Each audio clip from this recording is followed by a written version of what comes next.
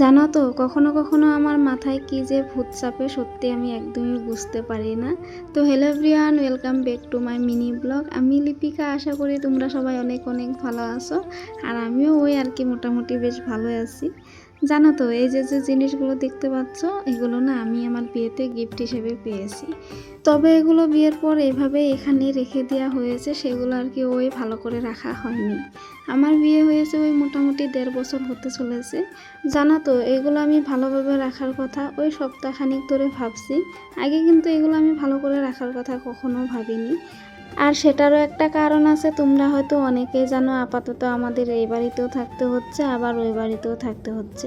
তবে এখন দেখা যাচ্ছে, মনে হচ্ছে এই বাড়িতে আর সেরকম করে থাকা হবে না। যেহেতু আপাতত সেরকম করে এই বাড়িতে থাকা হবে না, ভাবলাম এই জিনিসগুলো পেরে ভালো করে মুছে খাটের ভিতরে রেখে দেব। আর জানো তো, ওই 1 মাস মতো হতে চলেছে এই বাড়িতে এসেছি। আর যখন আমি ঘরটা ক্লিন করতে লেগেছি না, মানে কি বলবো, এতই ধুলোয় মাখা মাখা হয়ে রয়েছে জিনিসগুলো, মানে বলার নেই কিছু।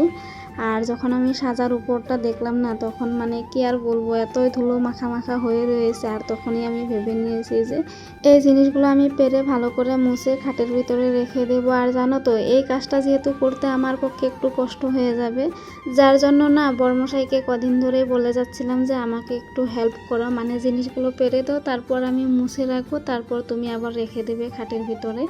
কিন্তু আমার বর না একদমই শুনছিল না, মানে কি বলবো, এদিকে আমি বলেই যাচ্ছে আর এদিকে উনি মানে শুনেই যাচ্ছে, মানে কিছু করার নেই। তারপর আমাকে পরে বললো যে না, ওই বাড়িতে যাওয়ার আগে আগে তোমাকে পেরে দেবো। এদিকে হঠাৎ করে না, ওই 2 দিন আগে বর্মশাই আমাদের ওই বাড়িতে চলে গিয়েছে। আর ওই বাড়ি থেকে আসতে যেহেতু 2 দিন মতো দেরি হবে, আর এসেই না আমাকে নিয়ে যাবে ওই বাড়িতে।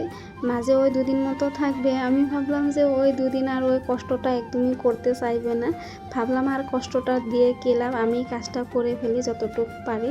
আর আমাকে কিন্তু বর এদিকে বলেই গিয়েছে যে তুমি একা একা একদমই করতে পারবে না, আমি এসে নিই, তারপর তুমি করবে, মানে দুজনেই করবো আর কি। তো যাই হোক, এদিকে তো আমি ভেবে নিয়েছি যেহেতু বড় ওই 2 দিনের জন্য আসবে, সেই 2 দিন আর কষ্ট দিয়ে কী লাভ, আমি যতটুকু পারি মানে করে ফেলি আর কি।